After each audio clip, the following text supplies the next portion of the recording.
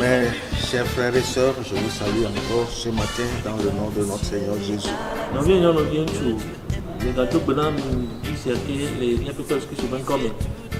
Et depuis cette pandémie, nous ne nous retrouvons plus dans l'église, mais c'est par ce biais que nous partageons la parole de Dieu.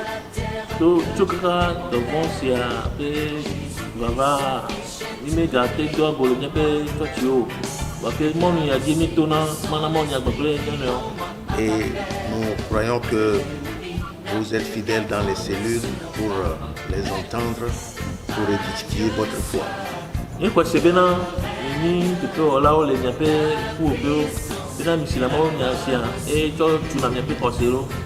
Et il importe pour nous, si nous voulons évoluer, grandir dans la vie chrétienne, de connaître le dessein de Dieu.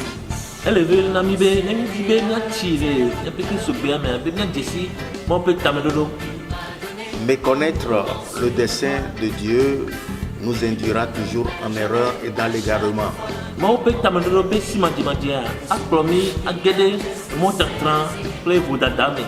Et le christianisme, c'est une vie miracle, la vie de Christ dans l'homme. Christ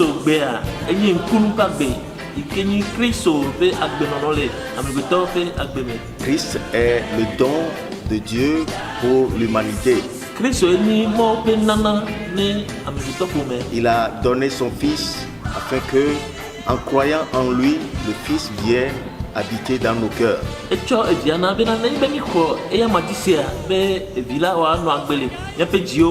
Le Fils règne dans nos vies et impacte notre conduite, nos actes, nos paroles.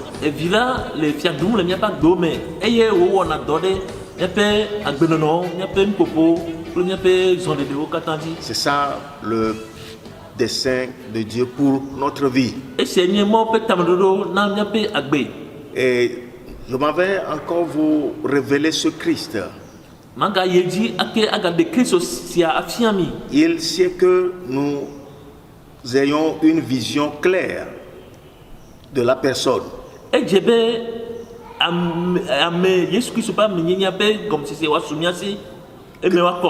Que ce que les Écritures nous révèlent sur lui, nous l'ayons dans notre esprit.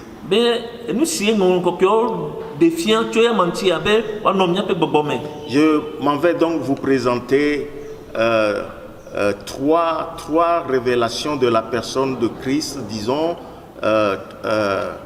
comment dirais-je, trois images de sa personne, ou trois portraits de sa personne. Christ, d'abord, la parole faite chair. Et ensuite, Christ devenu péché pour nous. Et enfin, Christ qui est dans la gloire à la droite du Père.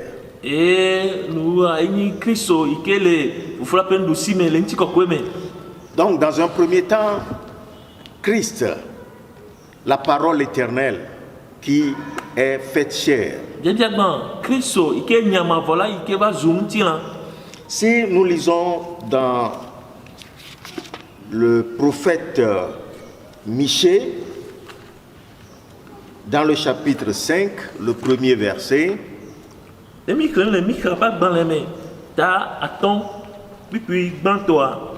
il dit: Et toi, Bethléem, Ephrata, petite entre les milliers de Juda, de toi sortira pour moi celui qui dominera sur Israël et dont l'origine remonte aux temps anciens, au jour de l'éternité.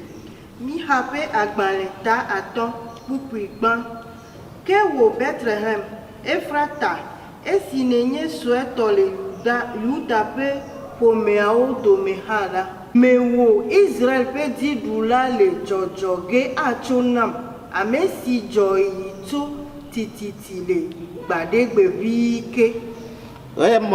montrer 3 choses dans ce verset. D'abord, il est de la tribu de Juda, de Bethléem. De Bethléem.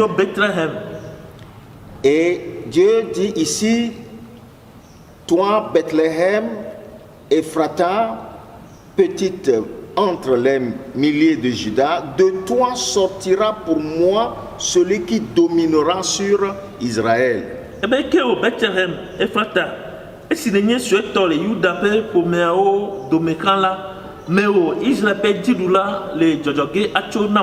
Donc il sortira de Juda, de Bethléem. Et il dominera sur Israël. Il dominera. Il dominera. Et son origine, il dit, remonte aux temps anciens, au jour de l'éternité. Donc le Christ dont nous parlons existe de toute éternité.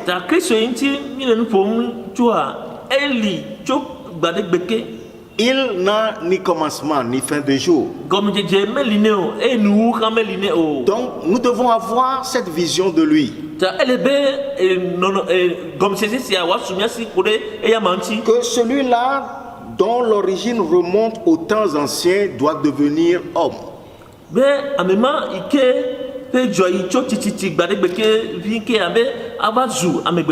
Il doit devenir homme. Donc s'incarner, prenant la forme de l'homme. Dans Ésaïe chapitre 7, le verset 14, nous lisons: c'est pourquoi le Seigneur lui-même vous donnera un signe. Voici, la jeune fille deviendra enceinte. Elle enfantera un fils et elle lui donnera le nom d'Emmanuel. Esaïa pe agbaleta entre kupiwi enelia. Eyata apetola nto ana jesimi.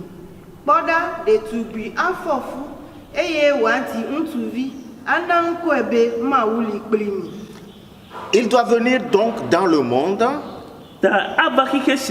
Il sera né comme un enfant, donc un bébé. Mais c'est une fille, une jeune fille, c'est-à-dire une vierge. C'est par une vierge qu'il viendra dans ce monde. Une jeune fille qui ne connaît pas d'homme. Et on lui donnera le nom d'Emmanuel. Emmanuel veut dire Dieu avec nous. Donc Dieu incarné. Dieu incarné. Voilà ce qu'il est. Son origine remonte aux temps anciens. Il est né, il naîtra à Bethléem d'une jeune fille vierge et il portera le nom Dieu incarné.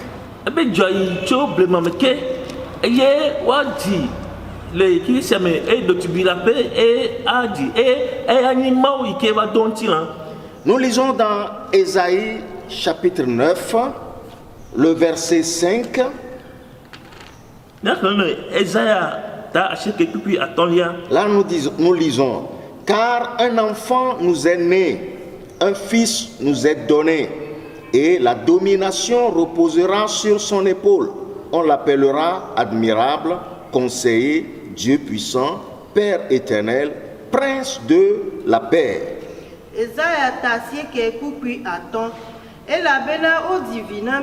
Eye onam tuvimi didudule abotane eye ochonkonebe nukunu adamdela maukaleto fofo mavo ntifafafia. Donc l'enfant qui naîtra, voilà le nom qui lui sera donné. Il dit, la domination reposera sur son épaule. Il est roi. Il viendra exercer l'autorité divine sur terre. La domination reposera sur son épaule. On l'appellera admirable. Si toutes ses œuvres sont admirables, son nom est conseiller. Celui qui est auprès des siens pour les conduire, les conseiller, les instruire.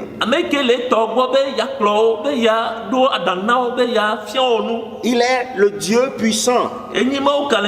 Dieu puissant, Père éternel, le prince de la paix. C'est par lui seul que la paix viendra dans le cœur de l'homme. Et c'est par lui seul, lorsqu'il régnera, que la paix viendra parmi les hommes.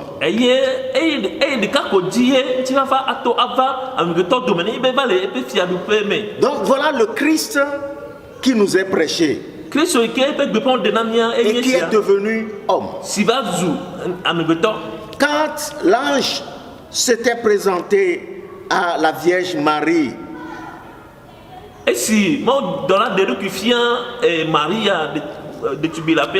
nous lisons dans Luc chapitre 1. Luc, le chapitre 1, nous allons lire à partir du verset 31 au verset 33. Et voici, c'est le message que l'ange lui donne. Tu deviendras enceinte et tu enfanteras un fils. Tu lui donneras le nom de Jésus. Il sera grand et sera appelé Fils du Très-Haut. Et le Seigneur Dieu lui donnera le trône de David, son père. Il régnera sur la maison de Jacob éternellement, et son règne n'aura point de fin.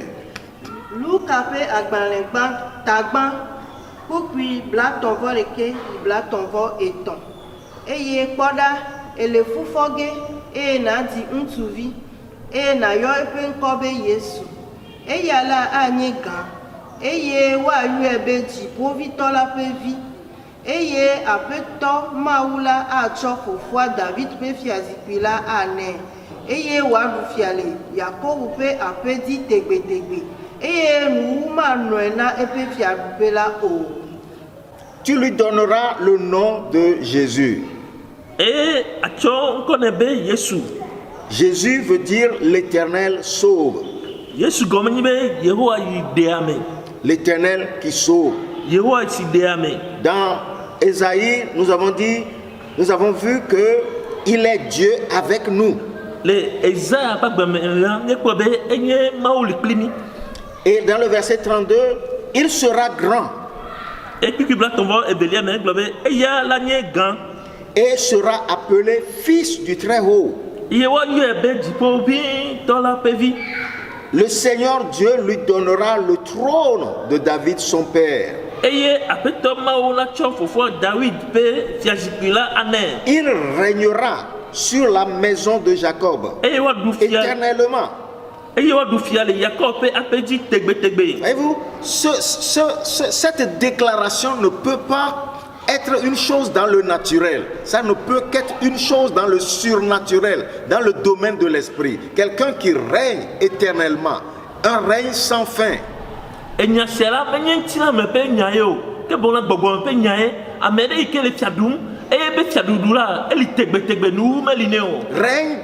dans le cœur des hommes et il régnera parmi les hommes. Donc voilà ce pourquoi Dieu l'a envoyé. C'est ça le plan divin.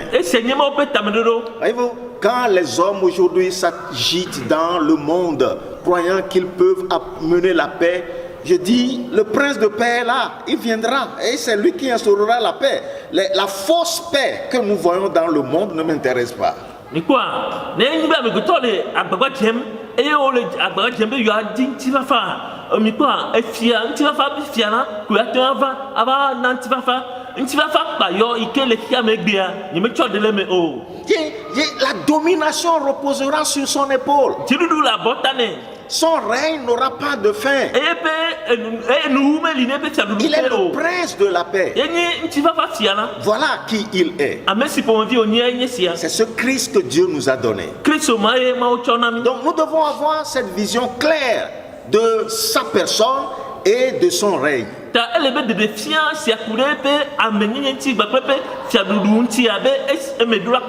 Et si nous l'avons reçu comme Seigneur, sachant que nous avons reçu en nous le prince de la paix.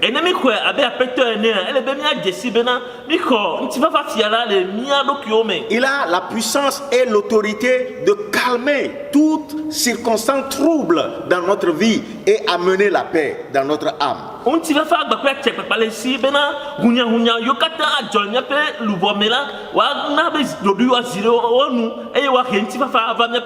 Et c'est pourquoi il est venu dans le monde. Et quand il est né, le 8e jour, on a fait pour lui tout ce que la loi de Moïse recommandait. Il a été circoncis et on lui a donné le nom de Jésus. Par cet acte, il s'intègre et s'identifie à son peuple.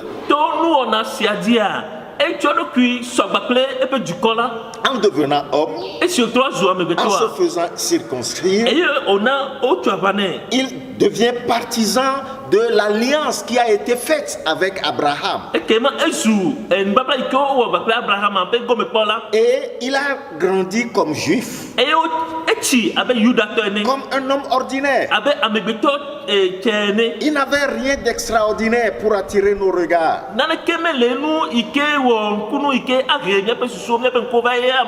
Il a grandi naturellement. Il a grandi en stature. Il a grandi en sagesse. Et lorsque il avait environ 30 ans, lorsque parut Jean-Baptiste baptisant les gens, il baptisait les gens pour la repentance. Mais Jésus est allé à lui pour se faire baptiser. Cependant, il n'y a pas de péché en lui. Il n'avait pas à se repentir de quoi que ce soit. Mais en acceptant ce rite, en se faisant baptiser, il s'identifie à la race humaine pécheresse. Il s'identifie à nous. Parce qu'il connaissait sa mission. Et lorsqu'il fut baptisé, nous avons vu les cieux ouverts, c'est ce que la Bible nous dit. Le Saint-Esprit descendit sur lui et la voix qui déclara des cieux, celui-ci est mon fils bien-aimé en qui j'ai mis toute mon affection. Il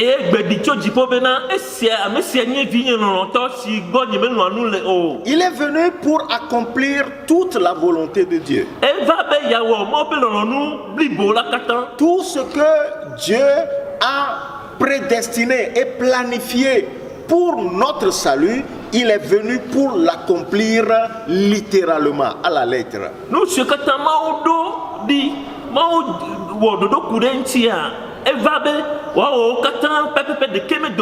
Il doit donc commencer par exercer son ministère pour se faire connaître au peuple.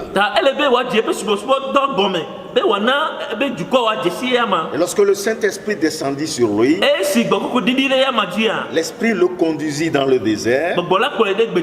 Il a jeûné pendant 40 jours, 40 nuits. Il a été tenté par l'ennemi. Et l'ennemi n'a pas pu le vaincre.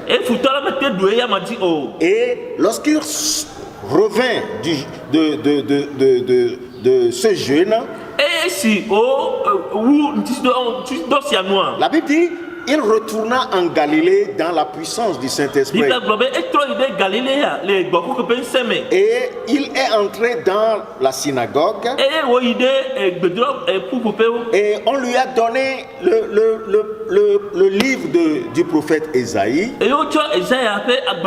Et il a ouvert l'endroit où il est écrit: l'Esprit du Seigneur est sur moi, car il m'a envoyé pour annoncer une bonne nouvelle.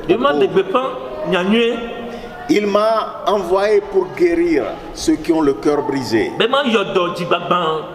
Il m'a envoyé pour annoncer, prêcher la délivrance aux captifs.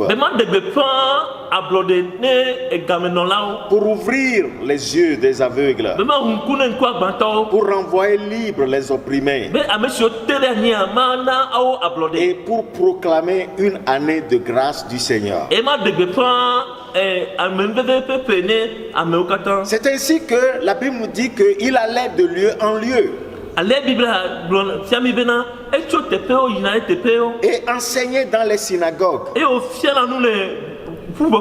prêchant la bonne nouvelle du royaume et délivrant, guérissant toute maladie et toute infirmité parmi le peuple.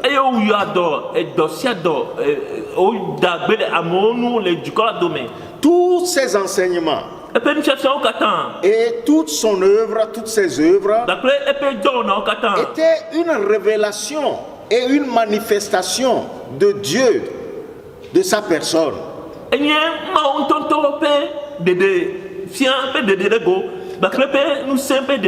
Quand nous l'écoutons, ces enseignements, quand nous voyons ses œuvres, nous voyons alors qui Dieu le Père est. Nous découvrons alors quelle est la pensée de Dieu.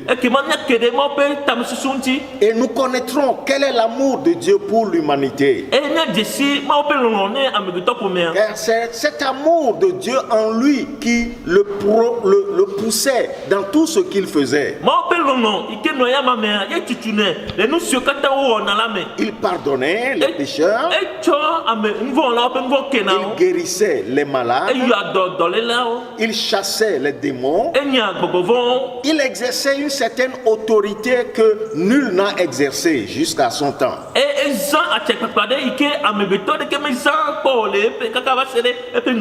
c'est par là qu'il se faisait connaître au peuple d'Israël.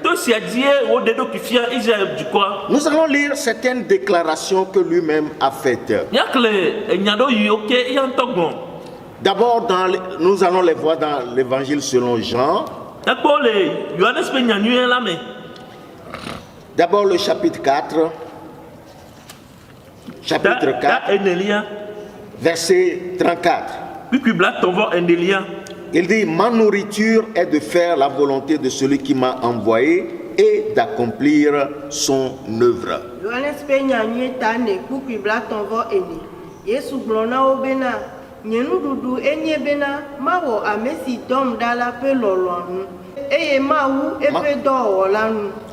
Il dit: ma nourriture, c'est de faire la volonté de celui qui m'a envoyé.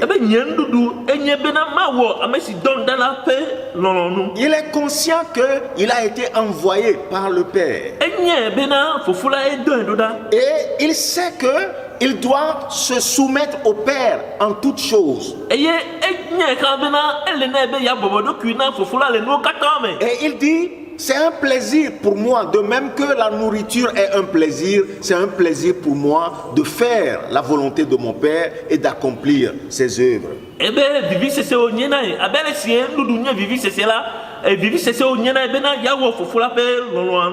Si nous pouvons apprendre de lui que faire la volonté de Dieu, c'est le plus grand plaisir pour nous, je crois que quand il vient vivre en nous, nous allons permettre que nous aussi par nous, nous accomplissions la volonté du Père. C'est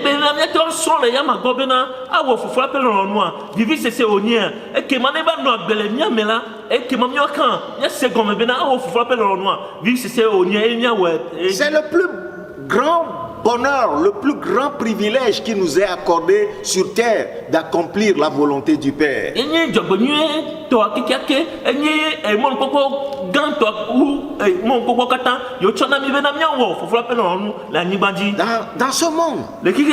Dans ce monde corrompu, que nous nous mettions à part pour lui,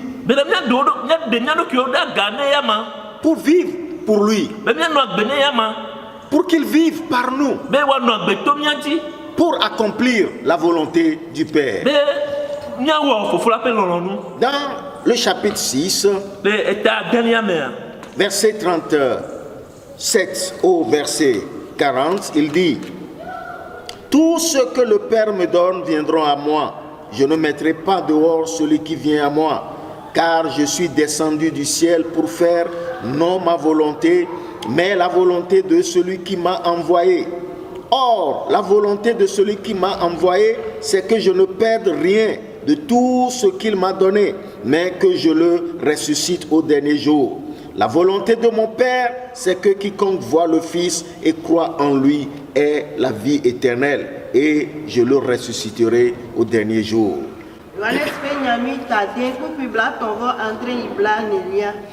Nous si fofo la chonam la ava gbonye. Eye amesi va gbonye la nyemele epugre be akpo o. Ela bena medito di pova menye bena ma wonye nto nye lolonu o. Negbe amesi dom dala pe lolonu o. Ke esia enye amesi dom dala pe lolonu. Bena nusianu si wo chonam la ne magabu de ke o. Que bon, bena ma foi de titre le mou que la dit et la bena et si enye fofo nye la pe lolo bena amesia mesile via pom et ye wole edi kom le sesemla akpo agbe ma fo et nye la ma foi de titre le mou que la dit. Et il connaissait sa mission. Il sait pourquoi il est venu. C'est pour nous.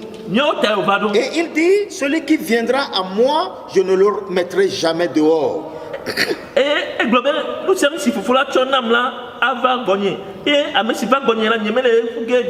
Oh, quelle déclaration qui doit créer en nous une assurance que quel que soit notre état, si nous venons à lui, il ne nous rejettera pas.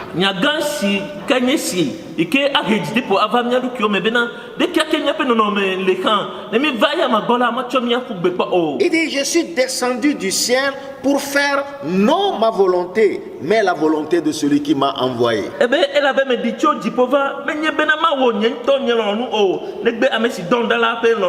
Or, la volonté de celui qui m'a envoyé, c'est que je ne perde rien de tout ce qu'il m'a donné, mais que je le ressuscite au dernier jour.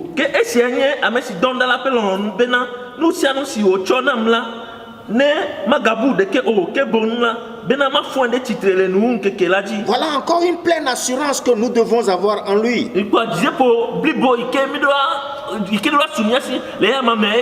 Quand nous venons à lui, il ne nous rejette pas, mais il a l'autorité de nous garder, de nous préserver pour que nous ne nous perdions pas.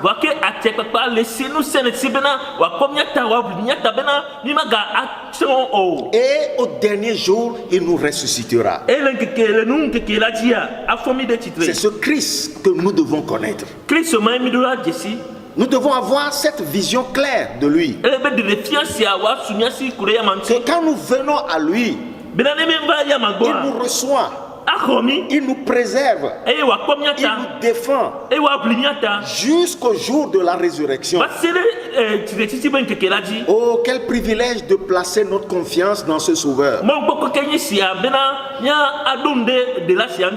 ne devons jamais capituler dans notre foi. Il est puissant pour nous soutenir jusqu'au bout.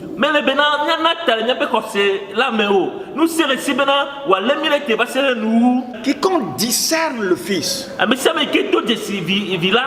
Voir ici, ce n'est pas une vision naturelle avec nos yeux naturels.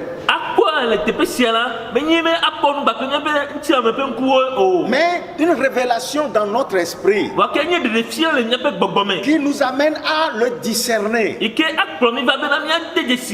est le Sauveur, le Fils de Dieu, celui que Dieu a envoyé pour régner dans nos vies, pour nous racheter, pour nous préserver, et au dernier jour, il nous ressuscitera. Quel merveilleux Sauveur nous avons. Oh, il nous aime tant. Il nous aime tant. Si nous pouvons le connaître et avoir cette vision de lui pour demeurer dans son amour.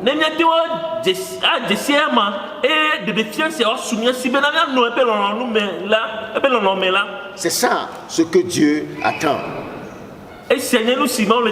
Avoir une vision claire, nette dans notre esprit de son Fils unique. Dans le chapitre 12, nous lisons versets 49 et 50.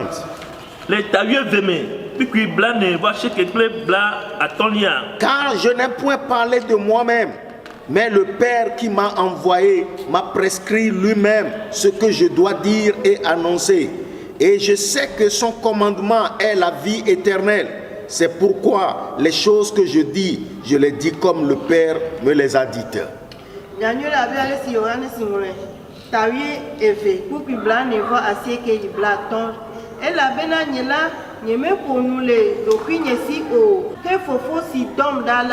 Eya ntona nu si ma gbon kple nu si ma ko la pese eye menye bena epese la enye agbemavo eya unti nu si wo be me pona abe ale si fofo la glonam enela nenema me poanui. Voyez encore le secret qui nous livre. Il dit, je n'ai point parlé de moi-même. Il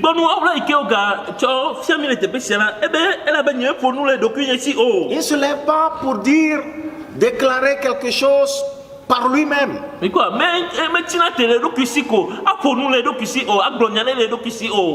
mais il dit, le Père qui m'a envoyé m'a prescrit lui-même ce que je dois dire et annoncer.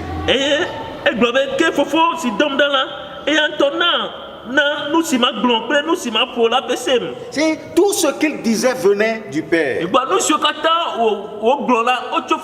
Tout ce qu'il faisait venait du Père. Il s'est soumis entièrement à la volonté du Père. Et il nous livre encore un secret dans le verset 50. Je sais que son commandement est la vie éternelle. Si nous aussi nous pouvons apprendre de lui, à recevoir les directives de Dieu, à nous donner à la parole de Dieu et à parler seulement la parole de Dieu,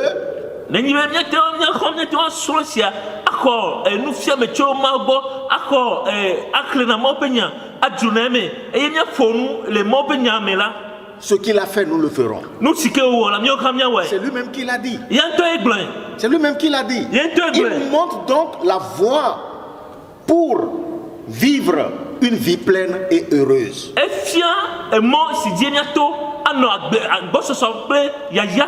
Quand nous voulons diriger nos vies selon nos propres désirs, nous mourrons. Mais si nous nous soumettons entièrement à la volonté du Père, nous vivrons. Parce qu'il dit, je sais que son commandement est la vie éternelle. Et c'est pourquoi les paroles ou les choses que je dis, je les dis comme le Père me les a dites.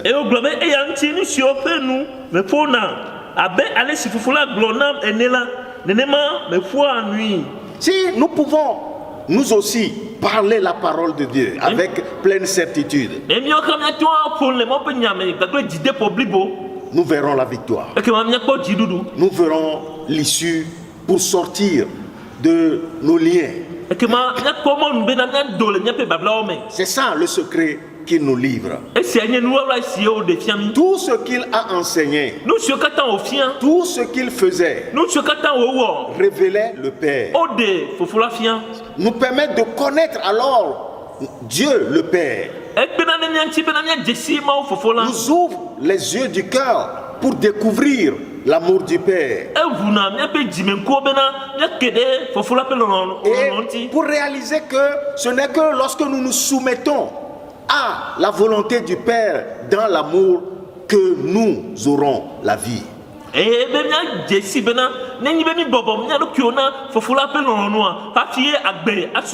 Voyez-vous, quand Philippe lui a dit, Seigneur, montre-nous le Père, et cela nous suffit. Il dit, il y a si longtemps que je suis avec vous et tu ne m'as pas connu, Philippe. Celui qui m'a vu a vu le Père.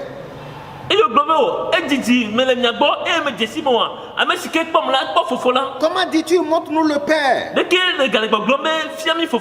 crois-tu pas que je suis dans le Père et que le Père est en moi? Il est si uni avec le Père. Et il dit, les paroles que je vous dis, je ne les dis pas de moi-même. Le Père qui demeure en moi, c'est lui qui fait les œuvres. Croyez-moi, je suis dans le Père et le Père est en moi. Croyez du moins à cause de ses œuvres.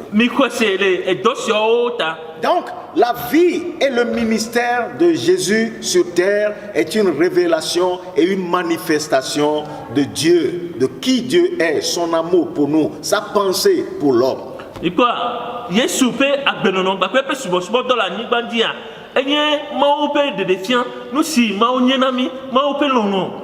Mais avant qu'il ne règne, il devait souffrir. Il doit être livré à la mort. La Bible dit il est venu vers les siens, mais les siens ne l'ont pas reçu. C'est étrange que malgré tous les miracles qu'il a fait, le peuple d'Israël n'a pas cru qu'il est leur Messie. Il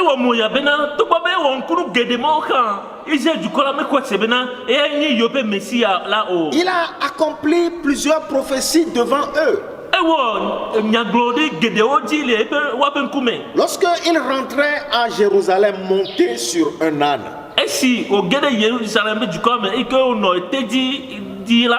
il accomplissait une prophétie de Zacharie, chapitre 9, verset 9.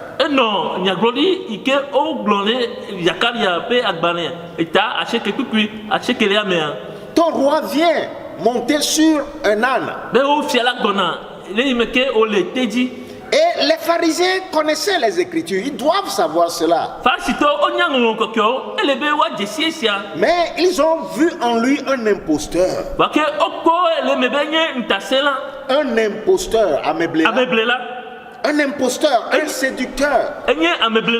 Et quand il rentrait sur l'âne, la foule l'acclamait. Hosanna, béni soit celui qui vient au nom du Seigneur. Et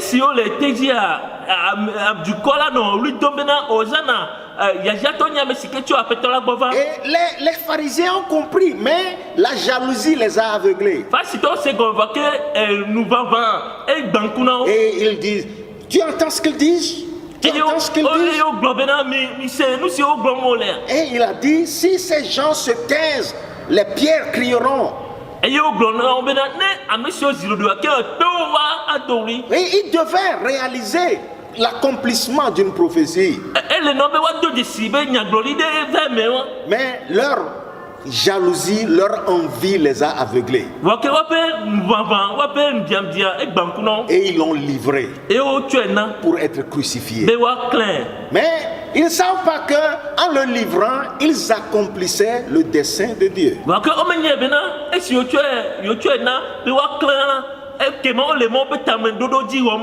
ils l'ont livré à Pilate,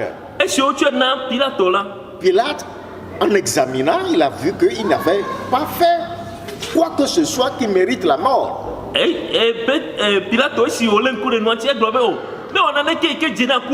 Mais ils ont dit, il doit mourir parce qu'il s'est fait roi. Et voilà, globena, elle est bien, wakou, elle a bien, et voilà, que Il a fia. blasphémé. Et nous faisons. Et Pilate a dit, mais est-ce que je vais crucifier votre roi? Et puis là, tu globes, dès ma clan, il y a bien Et fia nous là. n'avons de roi que César. Et au globe, et c'est le que mène, si tu as tout, c'est Kaisaro. Voyez-vous, ils ont rejeté leur propre frère de sang pour clamer un païen comme leur roi. Et quoi, wanto, wanovi, là, au ben nego, et yo va, de bipambina, et ton subola, et yo befia. Il est venu vers les siens. Et va, un toto, Les siens ne l'ont pas reçu. et un toto, mais quoi, Ils l'ont rejeté. au ben nego, Ils l'ont livré à la au mort. tuena, et coup, Mais en le faisant, va, et si, au ouela, ils accomplissaient le dessein de Dieu. au ouode, mon petit amelodi, Savoir que Christ doit souffrir. il n'y a pas de sur le lac de fou. Ainsi donc, voilà la première chose que nous devons savoir de Christ. Et quoi, et c'est une banque, et comme il doit y avoir Le premier portrait que nous avons de lui non, non, mais peut-être que de la nom, il y a si coulé, il y a menti. concernant son incarnation, sa vie sur terre, jusqu'à ce qu'il soit livré. Sokuro, les mecs qui va dontina, et puis Anibantino, non, va s'estimer au Tchodokina, de Waou. Nous devons donc avoir cette vision claire dans notre esprit concernant l'incarné. Et les bénins de Fiasia, mais wa coller miape, Gome, Koudé, Amesiva dontina, Lanti, Nous continuerons dans la suite. Yama Yedi, Emebe, Dieu vous bénisse. Mao Yami.